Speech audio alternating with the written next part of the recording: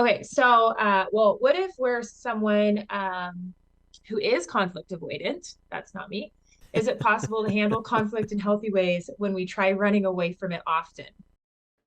Yeah, I think part of the reality is that a vast majority of us are conflict avoidant, at least in some area of our lives Sure. or with some people. I've done all kinds of job interviews, and conflict comes up. How do you handle conflict? And people almost always say something like, well, I'm not someone who naturally likes conflict. It's like, yeah, you and all of us. Yeah, Like, I right. would be actually nervous if someone said in an interview, like, oh, I love conflict. I just like get in there. And I mean, sometimes that's because they're an unsafe person. And if they're looking forward to conflict, it's like, okay, what's going on here? Because really what creates or it defines conflict is it's awkward. Yeah. It's a challenging situation. People aren't seeing eye to eye. There's disagreement. There's strong emotions. Like those aren't things that any of us really gravitate towards. And so if you're feeling like, oh, I'm kind of conflict avoidant, like welcome to the club. And that may be the starting point, just to take a deep breath and go, you know what, it's okay that I don't love this or want to do it. It's a hard situation. And there's not an easy way to deal with hard situations. Yeah. But you can take a difficult situation and look for a better outcome. And so what I would encourage, if you just feel like, man, usually I avoid the conflict, usually I just run away from it, it never gets better, would be to ask yourself the question, what's at stake here? To identify, is it really worth it and why? To lean into this conflict and to seek a good outcome, to seek healthy conflict.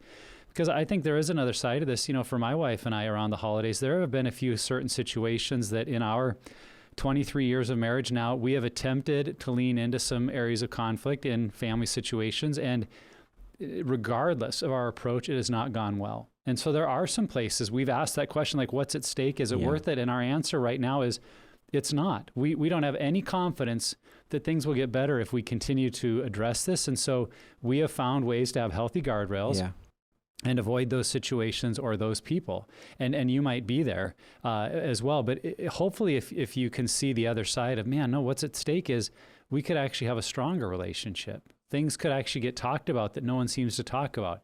There could be a better connection between my spouse and I to be on the same page about this issue. So if you can see the win or the hope, then I think it gives you the courage to lean into it and look for how can we take something that is hard and look for a good outcome out of it. I think with that too, if you're listing out, because here's what came to mind is listing out triggers. Because Ashley said it at the top, like we know the situations that are going to be triggering to us if we've ever been in this context before. And then asking the question, and I'm not to rain on, Billy Joe, but let's say Billy Joe, that relationship is totally worth it. You know what I mean? It is worth the effort that it takes. List out with sometimes it helps to just list it out with your spouse or with your family member, but writing it out. Okay, so I know that I'm going to stop using Billy Joe because I want people to take me seriously. But this individual who's on my family, this is worth it to me. And these are the things we tend to get into conflict around religion and football and politics. And so if those things come up, I am going to commit to sitting in that moment. I'm going to say, this is worth it. So I am going to engage in that conflict if it comes up. But then there are other relationships, like you said, Nick, where it's like not worth it. And so it's like if, grandpa brings up how things were better in the Bush administration, it's like, all right, I'm not going to touch that because that relationship isn't worth it to me right now based on safety and boundaries. So I think listing things out, gosh, you're going to end up with like a spreadsheet of like everyone in your family and whether they're worth it or not. One of those flow charts. Do not let them see that chart. But I think that that's still helpful because there's mental rehearsal wrapped up in that too. And it helps you identify this is where I should engage. This is where I shouldn't.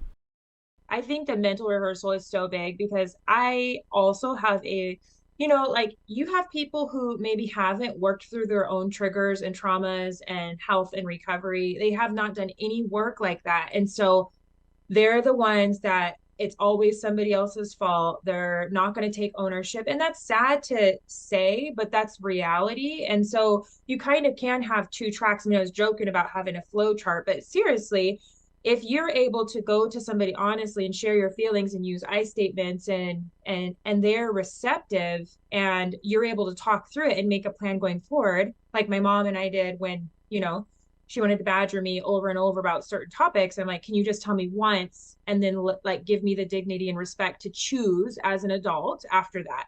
And when we can agree to that, then I stopped avoiding conversations with her because I was able to remind her like, you get your one time, and then I get to be an adult and make the decision. Now, on the flip side, I have another family member that way overstays the welcome, like will want to stay here, but then like ends up being weeks. It can be verbally abusive to me and my children. You know, just like so many things that are very like unsafe, abusive, addict behaviors.